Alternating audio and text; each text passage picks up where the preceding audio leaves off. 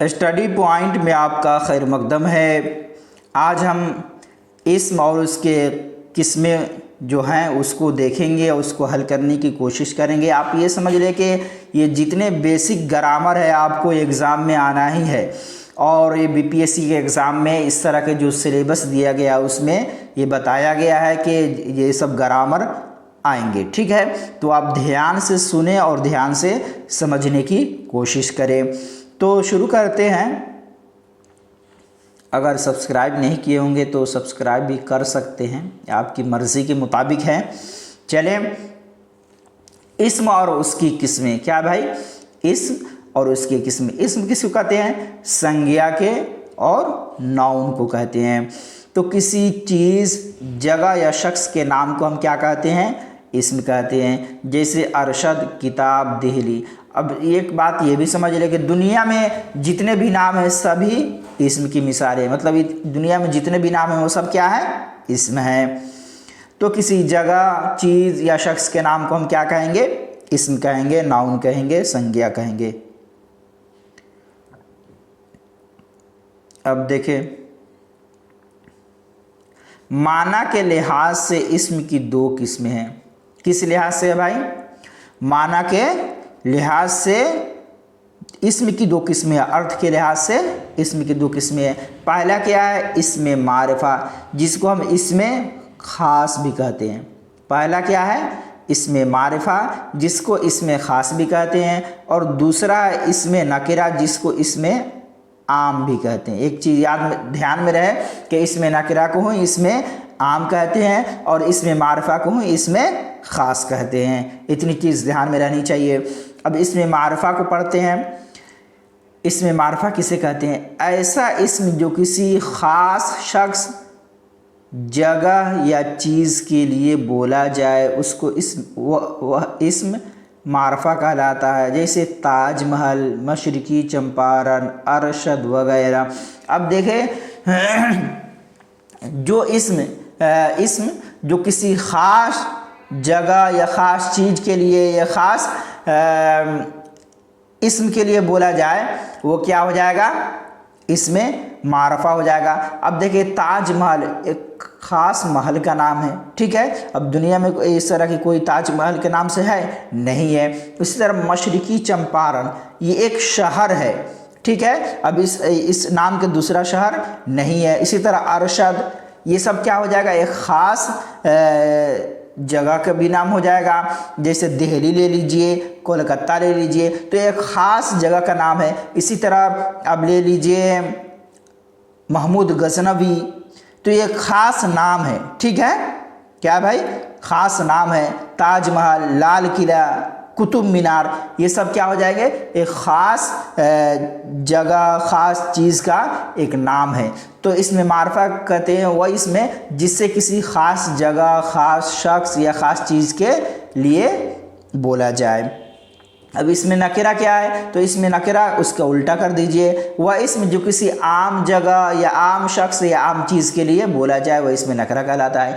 यानी जिस इसम से कोई आम जगह या आम शख्स या आम चीज़ के बारे में मालूमात हासिल हो वह इसमें नकिरा हो जाएगा। और जिस इसम से किसी ख़ास शख्स, ख़ास चीज़ या ख़ास जगह के बारे में मालूम हो वह इसमें मारिफा हो जाएगा।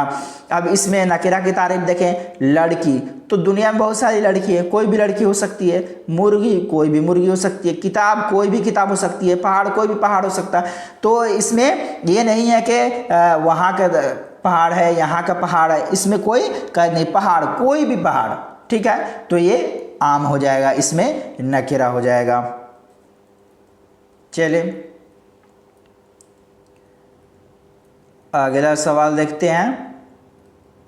अगला सवाल है, अब वो माना के एतबार से इसमें की किस्में थी। किस इसमें एतबार से? माना के एतबार से। अब ये जो इसम की जो तीन किस्में हैं वो किस एतबार से है? बनावट के लिहाज से। ठीक है, बनावट, शक्ल सूरत के एतबार से, हैयत के एतबार से है। ठीक है, तो माना के एतबार से दो किस्में हैं, इसमें मारिफा और इसमें नकिरा। बनावट के एतबार से इसमें की तीन किस्में हैं, इसमें जामिद, इसमें मुश्तक और इसमें मसदर। कौन कौन सी किस्म हो गई भाई? तो इसमें जामिद, इसमें मुश्तक और इसमें मसदर। ये 3 किस्में हैं जो बनावट के एतबार से हैं। एक एक करके पढ़ते हैं। अगर पढ़ने में कोई दुश्वारी हो रही है तो कमेंट करके बताएं। अगर आपको क्लास अच्छा लग रहा है फिर भी कमेंट करके बताएं ताकि हौसला अफजाई हो। चले देखें, इसमें जामिद की तारीफ देखते हैं पहले। इसमें जामिद कहते किसे हैं? वह इस्म है जो ना तो खुद किसी इस्म से बना हो और ना कोई इस्म उससे बन सके, यानी तमाम बेजान अशिया, यानी तमाम बेजान चीज़ें क्या है? इसमें जामिद है। तो इसमें जामिद की तारीफ समझ में आ गई कि वह इस्म है जो ना खुद तो किसी इस्म से बना हो और ना कोई इस्म उससे बन सके, यानी तमाम बेजान अशिया। जैसे देखिए मेज़, पेंसिल, किताब, ठीक है, ये ना खुद किसी इस्म से बना है और ना कोई इसे कोई इस्म भी बन सकता है, इम्पॉसिबल है। तो ठीक है, तो तमाम बेजान अशिया क्या हो जाएगा? इसमें जामिद। अब दूसरा देखें, इसमें मुश्तक। इस क्या है? इसमें मुश्तक उस इस्म को कहते हैं जो किसी मसदर से निकला हो। ठीक है, क्या भाई? इसमें मुश्तक किसको कहते हैं? जो मसदर से निकला हो। और मसदर किसे कहते हैं तो अब आगे उसकी तारीफ देखेंगे। मिसाल के तौर पर देखें, पढ़ना से पढ़ाई। मसदर क्या होता है? जैसे हम फेल क्या है? पढ़ा, ठीक है, फेल क्या है? पढ़ा। लेकिन पढ़ा किससे बना है? मसदर से बना है। मसदर क्या है? पढ़ना है, ठीक है। जिसके आखिर में ना आ जाए तो आप समझ जाएं कि वो मसदर है, ठीक है। जिस जैसे पढ़ना, लिखना, जाना, खाना, पीना, तो सबके लास्ट में ना आ रहा है तो ये मसदर की अलामत हो जाती है, ठीक है। अब देखें, इसमें मुश्तक उस इस्म को कहते हैं जो किसी मसदर से निकला हो। मिसाल के तौर पर पढ़ना से पढ़ाई, पढ़ेगा, पढ़ता है, लिखना से लिखाई, लिखेगा, लिखता है। तो जो मसदर से बना है क्या है? लिखना से ही क्या बना है? लिखाई बना है, लिखेगा बना है, लिखता है बनेगा। तो इसमें मुश्तक उस इस्म को कहते हैं जो किसी मसदर से निकला हो, ठीक है। अब मसदर के बारे में देखते हैं, मसदर किसे कहते हैं? तो मसदर को देखते हैं। इसमें मसदर किसे कहते हैं भाई? वह इस्म है जो खुद तो किसी कलमा से ना बना हो लेकिन उससे बहुत से अल्फाज बनाए जा सके। और इसमें जामिद क्या था? ना खुद किसी कलमा से बना हो, ना उससे कोई इस्म, ना किसी इस्म से बना हो, ना उससे कोई इस्म बन सके। लेकिन इसमें मसदर क्या है? जो खुद तो किसी कलमा से ना बना हो लेकिन उससे बहुत से अल्फाज बनाए जा सकते हैं। जैसे मसदर क्या है? पढ़ना। अब पढ़ना से क्या बनाए? पढ़ो, पढ़ाई, लिखेगा, लिखता है। ऊपर के ये सारे जो मिसाल हैं इससे आप बात समझ में आ जाएगी, ठीक है। तो वो खुद किसी कलमा से ना बना हो लेकिन उससे बहुत सारे अल्फाज बनाए जा सकते हैं। जैसे पढ़ना मसदर है तो उससे पढ़ो भी कहते हैं, पढ़ भी कह सकते हैं, पढ़िए भी कह सकते हैं, पढ़ लीजिए, पढ़ाई, पढ़ता है, पढ़ेगा, ये सारी चीज़ें बन जाएंगे। तो बनावट के एतबार से 3 किस्में हो गए, इसमें जामिद, इसमें मुश्तक और इसमें मसदर। और माना के एतबार से 2 किस्म हो गए, मारिफा और नकीरा। अब देखते हैं जिन्स के लिहाज से। जिन्स समझ रहे हैं ना भाई आप लोग? जिन्स यानी जेंडर, लिंग, समझ में आई?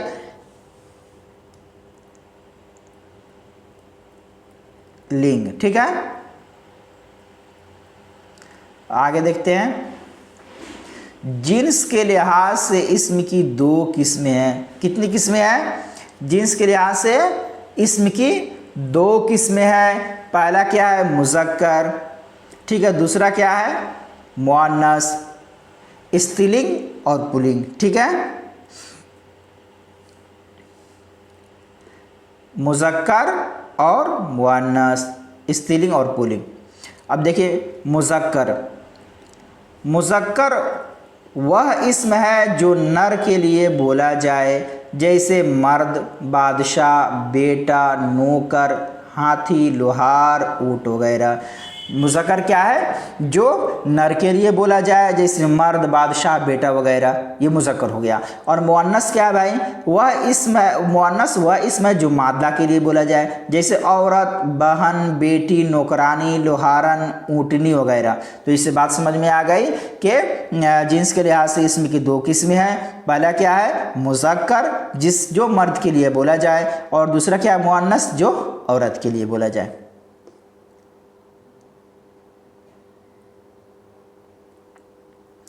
अब गिनती के लिहाज से इसम को देखते हैं। इससे पहले अभी क्या था? जिन्स के लिहाज से दो किस्में, मुज़क्कर, मुअन्नस, स्त्रीलिंग और पुल्लिंग। अब क्या है? गिनती के लिहाज से, ठीक है, गिनती के लिहाज से दो किस्में हैं। कितनी किस्में हैं भाई? गिनती के लिहाज से दो किस्में हैं। एक क्या है? वाहिद, और दूसरा है जमा। ठीक है, चलिए अब गिनती के लिहाज से देखते हैं। तो पहला क्या है? वाहिद, और दूसरा है जमा। वाहिद मतलब एक वचन, जमा मतलब बहुवचन, सिंगुलर और प्लूरल। ठीक है, क्या? सिंगुलर और प्लूरल। तो अब देखते हैं वाहिद। वाहिद वह इसम है जो किसी इसम के सिर्फ एक अदद को जाहिर करे, जैसे मकान, तोता, दवा, मदरसा, मस्जिद वगैरह। वाहिद क्या भाई? एक वचन है, यानी वाहिद से वाहिद उस इसम को कहते हैं जो किसी सिर्फ एक अदद को जाहिर करे, एक चीज़ को, जिस चीज़ से एक चीज़ का मालूम हो, एक चीज़ के बारे में पता चले, वो क्या है? वाहिद है। जैसे मकान, एक मकान, तोता, एक तोता।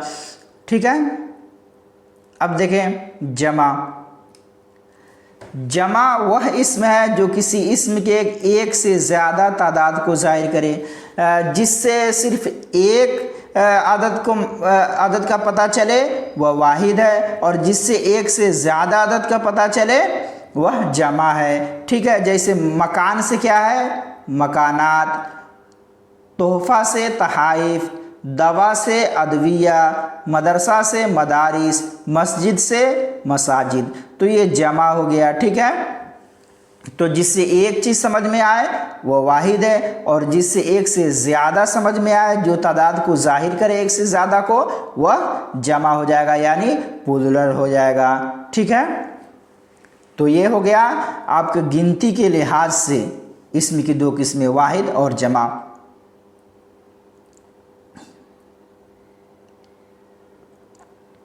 एक चीज़ ध्यान में रहना ज़रूरी है कि एक होता है इसमें जमा और एक होता है जमा। अब इसमें जमा और जमा में क्या फ़र्क है, ये चीज़ ध्यान में रखना बहुत ज़रूरी है। बहुत जगह गलतियाँ हो जाती हैं। इसमें जमा किसको कहते हैं और जमा किसे कहते हैं? जो जमा अभी पढ़े वो जमा है एक, और एक इसमें जमा है। तो दोनों में क्या फ़र्क है, इसको जानना ज़रूरी है। देखिए, इसमें जमा में लफ्ज़ तो वाहिद रहता है, लेकिन माना जमा का देता है।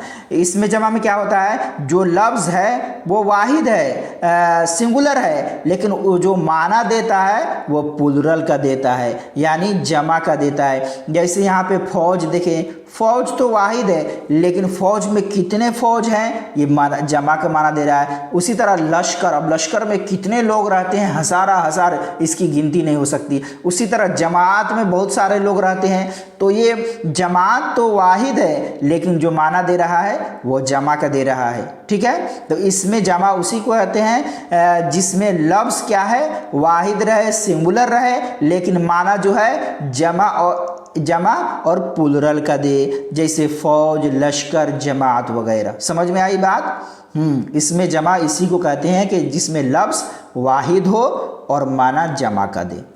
अब जमा में क्या है? जमा में लफ्ज़ और माना दोनों जमा का मफहूम देते हैं। जमा में क्या होता है भाई? उसमें लफ्ज़ भी जमा का ही हो और माना भी जमा का ही हो। मतलब कि जमा में लफ्ज़ और माना दोनों जमा का ही माना देता है। जैसे किताब से किताबें, कुर्सी से कुर्सियाँ, यानी बहुत सारी कुर्सियाँ। किताब अगर बोल देंगे तो इससे सिर्फ एक ही किताब समझ में आएगी, लेकिन किताबें बोलेंगे तो बहुत सारी किताबें। तो इसमें यही फ़र्क हो गया कि इसमें जमा में जो लफ्ज़ है वो वाहिद रहता है लेकिन माना जमा कर देता है, लेकिन जमा में जो है लफ्ज़ और माना दोनों जमा का मफहूम देता है। समझ में आया? जैसे किताब से किताबें, कुर्सी से कुर्सियाँ। चलिए इसमें ज़मीर और उसके किस्मों को देखते हैं। ठीक है, इसमें ज़मीर और उसकी किस्मों को देते हैं। इसमें ज़मीर कहते किसे हैं? तो सर्वनाम को कहते हैं, प्रोनाउन को कहते हैं। ठीक है, नाउन को इस्म कहते हैं और प्रोनाउन को इसमें ज़मीर कहते हैं, सर्वनाम कहते हैं। ठीक है, तो अब इसकी तारीफ को पढ़ते हैं भाई। इसमें ज़मीर वह इस्म है जो किसी दूसरे इस्म की जगह इस्तेमाल हो। ठीक है, इसमें ज़मीर वह इस्म है जो किसी दूसरे इस्म की जगह पर इस्तेमाल हो, यानी इसमें ज़मीर उसे कहते हैं जो इस्म के जगह पर इस्तेमाल हो, वह इस्म है। इस्म के बजाय जो अल्फाज बयान किए जाते हैं वो भी इसमें ज़मीर कहलाते हैं, यानी इस्म के बजाय जो अल्फाज इस्तेमाल किया जाए वो क्या हो जाएगा? इसमें ज़मीर हो जाएगा। जैसे देखें, वह, मैं, तुम, हम, तुम्हारा, मेरा, तेरा, तो ये क्या हो जाएगा? एक ज़मीर हो जाएगा। जैसे हम बोलते हैं ना, अहमद अच्छा है, वह मदरसा रोज़ाना जाता है। ठीक है, इतना लिख दिए। तो वह जो इस्तेमाल यहाँ पे हुआ, वह, तो ये किसके लिए हुआ? ये अहमद के लिए ही हुआ। तो अहमद के जगह जो अहमद इस्म है, तो इसके जगह पर क्या हो गया? वह इस्तेमाल हो गया। तो इसी को हम ज़मीर कहते हैं। ठीक है, जो इस्म के जगह पर इस्तेमाल हो।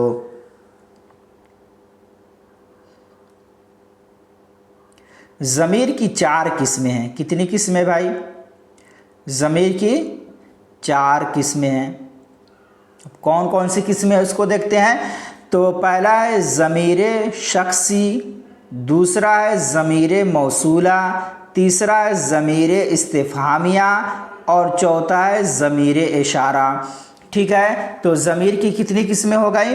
तो ज़मीर की 4 किस्में हो गई। पहला क्या है? ज़मीर शख्सी, दूसरा है ज़मीर मौसूला और तीसरा है ज़मीर इस्तिफ़हामिया और चौथा है ज़मीर इशारा।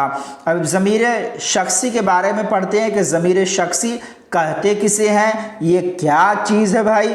चले देखते हैं। तो ज़मीर शख्सी वह ज़मीर है जिसमें किसी शख्स के बारे में ज़िक्र किया जाए। ज़मीर शख्सी क्या है? जिसमें किसी शख्स के बारे में ज़िक्र किया जाए, किसी शख्स के बारे में बोला जाए। जैसे देखें, हम दिल्ली जा रहे हैं, तुम खाना बना रही हो, वह किताब पढ़ रहा है।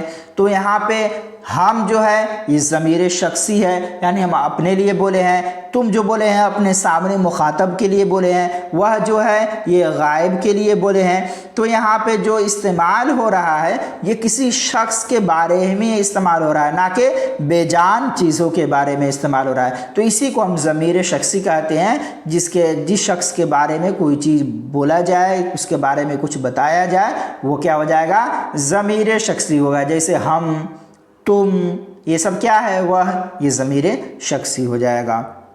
अब देखें, ज़मीर की तो 4 किस्में हैं। पहला क्या है? ज़मीर शख्सी। अब ज़मीर शख्सी की भी 3 किस्में हैं। क्या भाई? ज़मीर शख्सी की भी 3 किस्में हैं। कितनी किस्में हैं? 3 किस्में हैं। पहला क्या है? ज़मीर मुतकल्लिम, दूसरा है ज़मीर मुखातब और तीसरा है ज़मीर गायब। क्या भाई? पहला है ज़मीर मुतकल्लिम, ज़मीर मुखातब और ज़मीर गायब। अब ज़मीर मुतकल्लिम कहते किसको हैं, इसको देखते हैं। वह ज़मीर है जो कलाम करने वाला अपने लिए इस्तेमाल करता है, यानी ज़मीर मुतकल्लिम उसको कहते हैं जो बात कर रहा है। जैसे हम बात कर रहे हैं किसी और से, तो जो हम अपने लिए इस्तेमाल करते हैं वही क्या हो गया? ज़मीर मुतकल्लिम है। जैसे मैं तो हम अपने लिए इस्तेमाल करते हैं, मेरा, मुझे, हम, हमारा, हमें, यानी हमें ये चीज़ चाहिए, मैंने ये काम कर दिया, मुझे इतना देर लगा जाने में। तो ये जो मुझे, मैं, मेरा, हम, ये सब इस्तेमाल कर रहे हैं, ये क्या हो गया? ज़मीर मुतकल्लिम है। और ज़मीर मुतकल्लिम जो बात करने वाला अपने लिए इस्तेमाल करता है वही कहलाएगा। समझ में आई बात? उसके बाद है ज़मीर मुखातब। ठीक है, दूसरा क्या है? ज़मीर मुखातब है। दूसरा ज़मीर मुखातब कैसे कहते किसको?